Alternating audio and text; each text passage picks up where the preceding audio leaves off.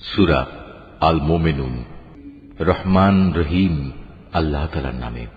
নিঃসন্দেহে সেসব ঈমানদার মানুষরা মুক্তি পেয়ে গেছে যারা নিজেদের নামাজে একান্ত বিনয় অবনত হয়, যারা অর্থহীন বিষয় থেকে বিমুখ থাকে, যারা রীতিমতো যাকাত প্রদান করে, যারা তাদের যৌন অঙ্গসমূহের হেফাজত করে। তবে নিজেদের স্ত্রী কিংবা নিজেদের অধিকারভুক্ত দাসীদের ওপর এই বিধান প্রযোজ্য নয়। এখানে হেফাজত না করার জন্য তারা কিছুতেই নিন্দনীয় হবে না। অতঃপর এ বিধিবদ্ধ উপায় ছাড়া যদি কেউ অন্য কোনো পন্থায় যৌন কামনা চরিতার্থ করতে চায়, তাহলে তারা সীমা লঙ্ঘনকারী বলে বিবেচিত হবে। যারা তাদের কাছে রক্ষিত আমানত ও অন্যদের দেয়া প্রতিশ্রুতিসমূহের হেফাজত করে, যারা নিজেদের নামাজ সমূহের ব্যাপারে সমাধিক যত্নবান হয়, এই লোকগুলোই হচ্ছে মূলত জমিনে আমার যথার্থ উত্তরাধিকারী। জান্নাতুল ফিরদাউসের উত্তরাধিকারও এরা পাবে, তারা সেখানে চিরকাল থাকবে। হে মানুষ, তোমরা সৃষ্টি প্রক্রিয়াটা লক্ষ্য করো। আমি মানুষকে মাটির মূল উপাদান থেকে পয়দা করেছি, অতঃপর তাকে আমি শুক্র কীট হিসেবে একটি সংরক্ষিত জায়গায় সুনির্দিষ্ট সময়ের জন্য রেখে দিয়েছি। এরপর এই শুক্রবিন্দুকে আমি এক ফোঁটা জমাট রক্তে পরিণত করি, অতঃপর এই জমাট রক্তকে মাংসপিণ্ডে পরিণত করি। কিছুদিন পর এই পিণ্ডকে অস্থি পাঁজরে পরিণত করি। তারপর এক সময় এই অস্থি পাঁজরকে গোশতের পোশাক পরিয়ে দিই। অতঃপর বানানোর প্রক্রিয়া শেষ করে আমি তাকে সম্পূর্ণ ভিন্ন এক সৃষ্টি তথা মানুষ রূপে পয়দা করি। আল্লাহ তাআলা কত উত্তম সৃষ্টিকর্তা, কত নিপুণ তার সৃষ্টি। একটি সুনির্দিষ্ট সময় দুনিয়ায় কাটিয়ে এরপর আবার তোমরা মৃত হয়ে যাও। তারপর কিয়ামতের দিন তোমরা সবাই পুনরুত্থিত হবে। আমি তোমাদের উপর এ 7 আসমান বানিয়েছি এবং আমি আমার সৃষ্ট সম্পর্কে মোটেই উদাসীন নই। আমি আসমান থেকে পরিমাণ মতো পানি বর্ষণ করেছি এবং তা প্রয়োজন মতো জমিনে সংরক্ষণ করে রেখেছি। আবার এক সময় তা উড়িয়ে নিয়ে যাবার ব্যাপারেও আমি সম্পূর্ণ ক্ষমতাবান। তারপর জমিনে সংরক্ষিত সেই পানি দিয়ে তোমাদের জন্য খেজুর ও আঙুরের বাগান সৃষ্টি করি। তোমাদের জন্য তাতে প্রচুর ফল পাকড়াও উৎপাদিত হয়, আর তা থেকে তোমরা পর্যাপ্ত পরিমাণ আহারও গ্রহণ করো। আর জমিনে সংরক্ষিত পানি থেকে এক প্রকার গাছ সিনাই পাহাড়ের তেলের উপাদান নিয়ে জন্ম লাভ করে। খাদ্য গ্রহণকারীদের জন্য তা ব্যঞ্জন হিসেবেও ব্যবহৃত হয়। তোমাদের জন্য অবশ্যই চতুষ্পদ জন্তুর মাঝে প্রচুর শিক্ষণীয় বিষয় রয়েছে। তার পেটের ভেতরে যা কিছু আছে তা থেকে আমি তোমাদের দুধ পান করাই। এছাড়াও তোমাদের জন্য তাতে আরো অনেক উপকারিতা রয়েছে। তার গোশত থেকে তোমরা আহারও করো। আবার কিছু আছে তার উপর তোমরা বাহন হিসেবে সওয়ার হও। অবশ্য জলযানেও তোমাদের আরোহণ করানো হয়। অবশ্যই আমি নূহকে তার জাতির কাছে হেদায়েত নিয়ে পাঠিয়েছিলাম। সে তার জাতিকে বলেছিল, হে আমার জাতি, তোমরা ইবাদত করো একমাত্র আল্লাহ তাআলার। তিনি ছাড়া তোমাদের দ্বিতীয় কোনো মাবুদ নেই। তোমরা কি তাকে ভয় করবে না? তখন তার জাতির মোড়লরা, যারা তার আগে থেকে কুফরি করছিল, একথা শুনে অন্যদের বলল, এ ব্যক্তি তো তোমাদের মতো একজন মানুষ। আসলে এ ব্যক্তি তোমাদের উপর নেতৃত্ব করতে চায়। আল্লাহ তাআলা যদি নবী পাঠাতেই চাইতেন তাহলে ফেরেশতাদেরই নবী করে পাঠাতেন। আমরা তো এমন কোন কথা আমাদের পূর্বপুরুষদের জামানায়ও ঘটেছে বলে শুনিনি। মূলত এ মানুষটি এমন যার মধ্যে মনে হয় কিছু পাগলামি এসে গেছে। অতএব তোমরা তার কোনো কথায় কান দিও না, বরং এর ব্যাপারে কয়েকটা নির্দিষ্ট দিন পর্যন্ত অপেক্ষা করো, হয়তো সে এমনিই সেরে যাবে। একথা শুনে নূহ তার মালিকের কাছে দোয়া করল, হে আমার মালিক, এরা যেভাবে আমাকে মিথ্যা সাব্যস্ত করল, তুমি সেভাবেই তাদের মোকাবেলায় আমাকে সাহায্য করো। অতঃপর আমি তার কাছে ওহী পাঠালাম, তুমি আমার তত্ত্বাবধানে আমারই ওহী অনুযায়ী একটি নৌকা প্রস্তুত করো। তারপর যখন আমার আযাবের আদেশ আসবে এবং জমিনের চুল্লি প্লাবিত হয়ে যাবে, তখন সব কিছু থেকে এক এক জোড়া নৌকায় উঠিয়ে নাও। তোমার পরিবার পরিজনদের উঠিয়ে নেবে, তবে তাদের মধ্যে যার ব্যাপারে আল্লাহ তাআলার সিদ্ধান্ত এসে গেছে সে ছাড়া। দেখো, যারা জুলুম করেছে তাদের ব্যাপারে আমার কাছে কোনো আরজি পেশ করো না, কেননা মহাপ্লাবনে আজ তারা নিমজ্জিত হবেই। তারপর যখন তুমি এবং তোমার সাথীরা নৌকায় আরোহণ করবে, তখন শুধু বলবে, সমস্ত প্রশংসা আল্লাহ তাআলার জন্য, যিনি আমাদের একটি অত্যাচারী জাতি থেকে উদ্ধার করেছেন।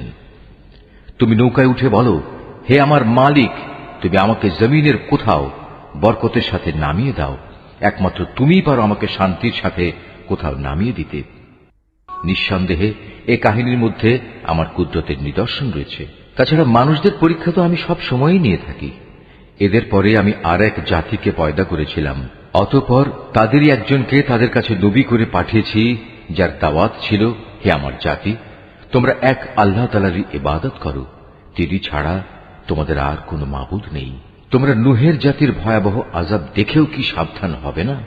নবীর কথা শুনে তার জাতির নেতৃস্থানীয় লোকজন, যারা আল্লাহকে অস্বীকার করেছে, মিথ্যা সাব্যস্ত করেছে, পরকালে আল্লাহ তাআলার সাথে সাক্ষাতের বিষয়টিকে সর্বোপরি যাদের আমি দুনিয়ার জীবনে প্রচুর ভোগ সামগ্রী দিয়ে রেখেছিলাম, তারা অন্য লোকদের বলল, এ ব্যক্তিটি তোমাদের মতো মানুষ ছাড়া অন্য কিছু নয়। তোমরা যা খাও সেও তা খায়, তোমরা যা কিছু পান করো সেও তা পান করে। এমত অবস্থায় তোমরা যদি তোমাদেরই মতো একজন মানুষকে নবী মনে করে তার কথা মেনে চলো, তাহলে তোমরা অবশ্যই ক্ষতিগ্রস্ত হবে। ব্যক্তিটি কি তোমাদের সাথে এই ওয়াদা করেছে যে তোমরা যখন মরে যাবে, যখন তোমরা মাটি ও হাড্ডিতে পরিণত হয়ে যাবে, তখন তোমাদের সবাইকে কবর থেকে আবার উঠিয়ে আনা হবে? আসলে এই যে বিষয়টি যা দিয়ে তোমাদের সাথে এ ওয়াদা করা হচ্ছে, এটা মানুষের বৈষয়িক বুদ্ধি থেকে অনেক দূরে এবং ধরা ছোঁয়ারও অনেক বাইরে। তারা বলল, কিসের আবার পুনরুত্থান? দুনিয়ার জীবনই তো হচ্ছে আমাদের একমাত্র জীবন। আমরা এখানে মরব, এখানেই বাঁচব, আমাদের কখনোই আবার পুনরুত্থিত করা হবে না। নবুয়তের দাবিদার এ ব্যক্তিটি হচ্ছে এমন এক মানুষ যে এসব কথা দ্বারা আল্লাহর উপর মিথ্যা অপবাদ দিচ্ছে। আমরা তার উপর ঈমান আনব না। এদের মিথ্যাচার দেখে সে নবী আল্লাহ তাআলার কাছে দোয়া চাইল এবং বলল, হে আমার মালিক, তুমি এদের মিথ্যার মোকাবেলায় আমাকে সাহায্য করো। আল্লাহ তাআলা বললেন, হ্যাঁ, তুমি ভেবো না, অচিরেই এরা নিজেদের কর্মকাণ্ডের জন্য অনুতপ্ত হবে। অতঃপর সত্যি সত্যি একদিন আমার এক মহাতাণ্ডব এসে তাদের উপর মরণ আঘাত হানল এবং আমি মুহূর্তের মধ্যে তাদের সবাইকে তরঙ্গ তাড়িত আবর্জনার স্তূপ সদৃশ্য বস্তুতে পরিণত করে দিলাম। অতঃপর সবাই বলে উঠল, আল্লাহর গজব নাজিল হোক জালিম সম্প্রদায়ের উপর। আমি তাদের ধ্বংসের পর আরো অনেক জাতিকেই সৃষ্টি করেছি। কোন জাতি তার দুনিয়ার বাঁচার নির্দিষ্ট কাল যেমন ত্বরান্বিত করতে পারেনি, তেমনি সময় এসে গেলে তা কেউ বিলম্বিত করতে পারেনি। অতঃপর দুনিয়ার জাতিসমূহের কাছে আমি একের পর এক রসুল পাঠিয়েছি। যখনই কোন জাতির কাছে তার প্রতি পাঠানো আমার রসুল এসেছে, তখনই তাকে তারা মিথ্যাবাদী বলেছে। অতঃপর আমিও ধ্বংস করার জন্য তাদের এক একজনকে এক একজনের পেছনে ক্রমিক নম্বর লাগিয়ে দিয়েছি। এভাবেই আমি তাদের একদিন ইতিহাসের কাহিনীর বিষয়েও পরিণত করেছি। বিধ্বংস হোক সে জাতি যারা আল্লাহ তাআলার উপর ঈমান আনেনি। তারপর আমি এক সময় আমার আয়াতসমূহ ও সুস্পষ্ট দলিল প্রমাণ দিয়ে মূসা এবং তার ভাই হারুনকে পাঠিয়েছি। তাদের আমি পাঠিয়েছি ফেরাউন ও তার পারিষদদের কাছে, কিন্তু তারা তাদের মেনে নেয়ার বদলে অহংকার করল। তারা ছিল স্পষ্টত একটি নাফরমান জাতি। তারা বলতে লাগল, আমরা কি এমন দুজন মানুষের উপর ঈমান আনব যারা আমাদের মতোই মানুষ, অপরদিকে তাদের জাতীয় হচ্ছে আমাদের সেবাদাস? তারা তাদের উভয়কে মিথ্যাবাদী বলল। ফল এই দাঁড়ালো, তারা ধ্বংসপ্রাপ্ত মানুষদের দলভুক্ত হয়ে গেল। আমি মূসাকে আমার কিতাব দান করেছি যেন লোকেরা তা থেকে হেদায়েত লাভ করতে পারে। এভাবেই আমি মারিয়াম পুত্র ঈসা ও তার মাকে আমার কুদরতের নিদর্শন বানিয়েছি এবং তাদের এক নিরাপদ ও প্রশ্রবণ বিশিষ্ট উচ্চ ভূমিতে আমি আশ্রয় দিয়েছি। হে আমার রাসূলরা, তোমরা পাক পবিত্র জিনিসসমূহ খাও, হামেশা নেক আমল করো, কেননা তোমরা যা কিছু করো সে সম্পর্কে আমি সবিশেষ অবহিত আছি। এই যে তোমাদের জাতি, তা কিন্তু দিনের বন্ধনে একই জাতি, আর আমি হচ্ছি তোমাদের একমাত্র মালিক। অতএব তোমরা আমাকেই ভয় করো। কিন্তু লোকেরা নিজেদের মাঝে এ মৌলিক বিষয়টাকে বহুধা বিভক্ত করে দিয়েছে, আর প্রত্যেক দলের কাছে যা কিছু আছে তা নিয়েই তারা পরিতুষ্ট। অতএব হে নবী, তুমি তাদের একটা সুনির্দিষ্ট সময়ের জন্য নিজ নিজ বিভ্রান্তিতে পড়ে থাকার জন্য ছেড়ে দাও। তারা কি এটা ধরে নিয়েছে আমি তাদের যে ধন সম্পদ ও সন্তান সন্ততি দিয়ে সাহায্য করছি এবং তার অর্থ এই যে আমি সব সময় তাদের জন্য সকল প্রকার কল্যাণ ত্বরান্বিত করে যাব? না, আসলে তা নয়। কিন্তু এরা তো সে সম্পর্কে কিছুই বোঝে না। যারা নিজেদের মালিকের ভয়ে সদা ভীত সন্ত্রস্ত থাকে, যারা তাদের মালিকের নাজিল করা আয়াতসমূহের উপর ঈমান আনে, যারা তাদের মালিকের মালিকানার সাথে অন্য কাউকে শরীক করে না, যারা তার পথে যা কিছু দিতে পারে মুক্ত হস্তে দান করে, তারপরেও তাদের মন ভীত কম্পিত থাকে, তাদের একদিন তাদের মালিকের কাছে ফিরে যেতে হবে। সত্যিকার অর্থে এরাই হচ্ছে সেসব মানুষ যারা নেকির কাজে সদা তৎপর, উপরন্তু তারা সবার চাইতে অগ্রগামীও। আমি কারো উপরই তার সাধ্যাত্মিক বোঝা চাপাই না।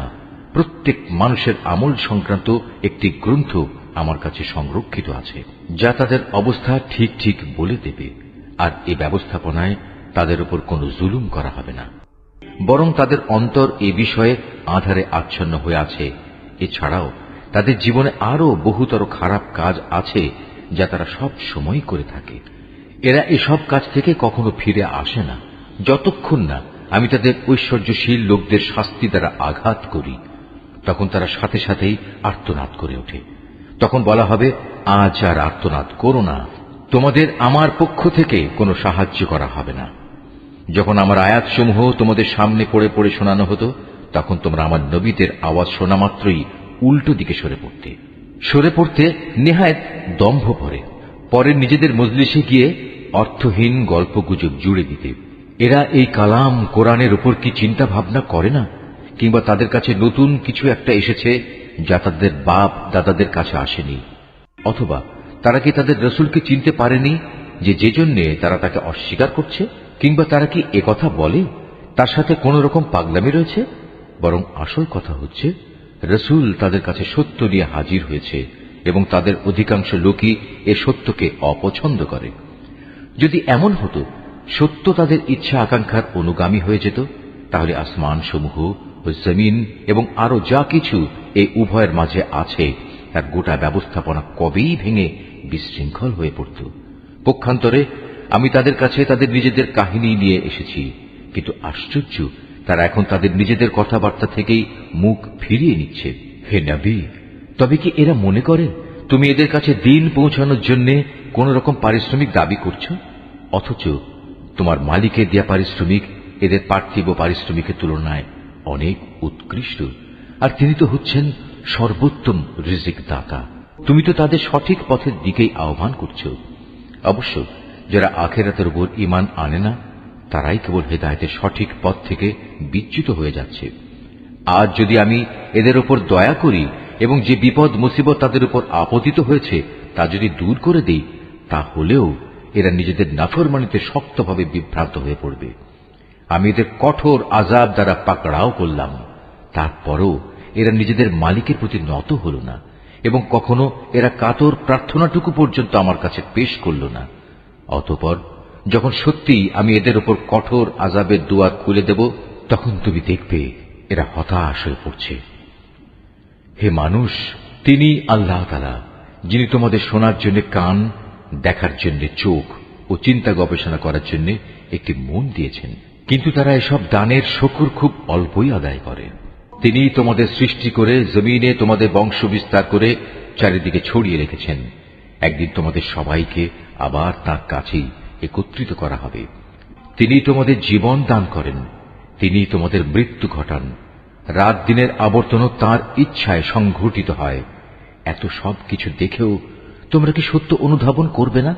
নবীদের সামনে এরাও কিন্তু সে ধরনের অর্থহীন কথাই বলে, যেমনি করে তাদের আগের লোকেরা বলেছে।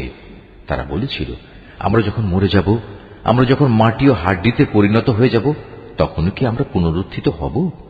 তারা বলে, আসলে এভাবেই আমাদের ও আমাদের পূর্ববর্তী লোকদের পুনরুত্থানের ওয়াদা দিয়ে আসা হচ্ছে, মৃত্যুর পর আবার জীবন লাভের।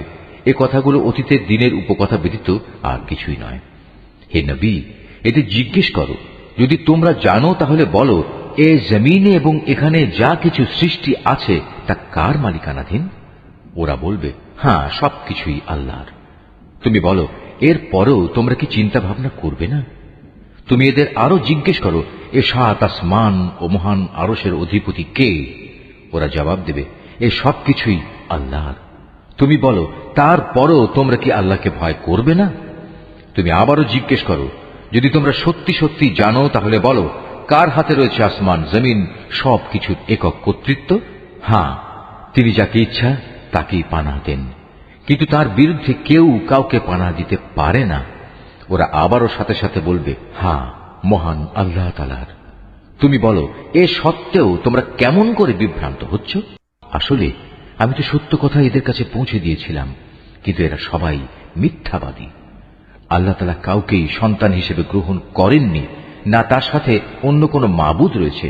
যদি তার সাথে অন্য কোনো মাবুদ থাকত, তাহলে প্রত্যেক মাবুদ নিজ নিজ সৃষ্টি দিয়ে আলাদা হয়ে যেত, এবং এ মাবুদরা একে অন্যের উপর প্রাধান্য বিস্তার করতে চাইত। এরা যা কিছু আল্লাহ তাআলা সম্পর্কে বলে, তিনি তার থেকে অনেক পবিত্র ও মহান। উপস্থিত অনুপস্থিত সব কিছুর সম্মুখ ওয়াকেফাল তিনি। সুতরাং এরা আল্লাহ তাআলার সাথে অন্যদের যেভাবে শরীক করে, তিনি তার চাইতে অনেক পবিত্র।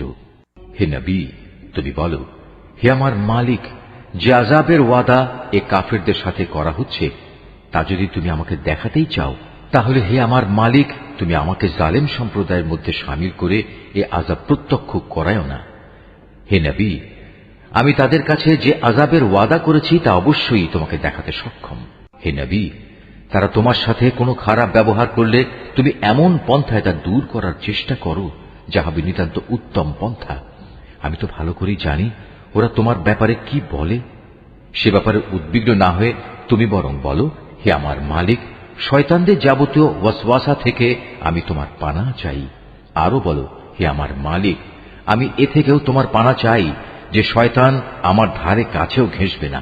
এমনকি এ অবস্থায় যখন এদের কারো মৃত্যু এসে হাজির হবে, তখন সে বলবে, হে আমার মালিক, তুমি আমাকে আরেকবার পৃথিবীতে ফেরত পাঠাও, যাতে করে সেখানে গিয়ে এমন কিছু নেক কাজ আমি করে আসতে পারি যা আমি আগে ছেড়ে এসেছি। তখন বলা হবে, না, তা কখনো হবার নয়। মূলত সেটা হচ্ছে এক অসম্ভব কথা, যা সে শুধু বলার জন্যই বলবে। এই মৃত ব্যক্তিদের সামনে একটি যবনিকা তাদের আড়াল করে রাখবে সেই দিন পর্যন্ত, যেদিন তারা কবর থেকে পুনরুত্থিত হবে। অতঃপর যেদিন সিঙায় ফু দেয়া হবে, সেদিন মানুষ এমনই দিশেহারা হয়ে পড়বে যে তাদের মধ্যে আত্মীয়তার বন্ধন বলতে কিছুই অবশিষ্ট থাকবে না, না তারা একজন আরেকজনকে কিছু একটা জিজ্ঞেস করতে যাবে। অতএব সেদিন যাদের নেকির পাল্লা ভারী হবে, তারাই হবে সেসব মানুষ যারা মুক্তিপ্রাপ্ত, আর যাদের নেকির পাল্লা হালকা হবে, তারা হবে সেসব ব্যর্থ মানুষ যারা নিজেদের জীবন মিথ্যার পিছনে বিনষ্ট করে দিয়েছে। তারা জাহান্নামে থাকবে চিরকাল। জাহান্নামের আগুন তাদের মুখমণ্ডল জ্বালিয়ে দেবে, তাতে তাদের চেহারা জ্বলে বিভৎস হয়ে যাবে। তাদের যখন জিজ্ঞেস করা হবে, এমন অবস্থা কি হয়নি যে আমার আয়াতসমূহ তোমাদের সামনে পড়ে শোনানো হয়েছিল এবং তোমরা তা অস্বীকার করেছিলে? তারা বলবে, হে আমাদের মালিক, আমাদের দুর্ভাগ্য চারিদিক থেকে আমাদের ঘিরে ধরেছিল এবং নিশ্চয়ই আমরা ছিলাম গোমরাহ সম্প্রদায়। হে আমাদের মালিক, তুমি আজ আমাদের এই আগুন থেকে বের করে নাও। আমরা যদি দ্বিতীয়বারও দুনিয়ায় ফিরে গিয়ে সীমা লঙ্ঘন করি, তাহলে অবশ্যই আমরা জালেম হিসেবে পরিগণিত হব। আল্লাহ তাআলা বলবেন, তোমরা অপমানিত হয়ে সেখানে পড়ে থাকো, আজ কোনো কথাই আমাকে বলো না।